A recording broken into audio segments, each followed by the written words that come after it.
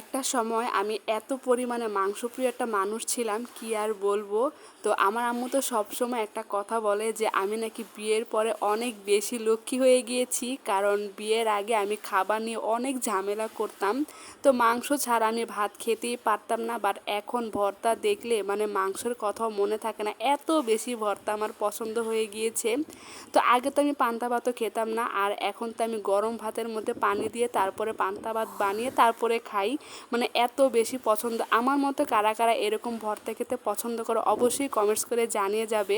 এরকম লাল লাল ভর্তা থাকলে মানে কার না জিভে পানি আসে। আমি জানি আমার এই ভিডিও দেখার পরে তোমাদের মুখে মানে অনেকেরই মানে পানি চলে আসছে। তো আমার তো অনেক অনেক বেশি পছন্দ। দেখো কতটা ঝাল ঝাল করে এই ভর্তাটা বানানো হয়েছে, দেখতেই কিন্তু অনেক বেশি লোভনীয় লাগতেছে।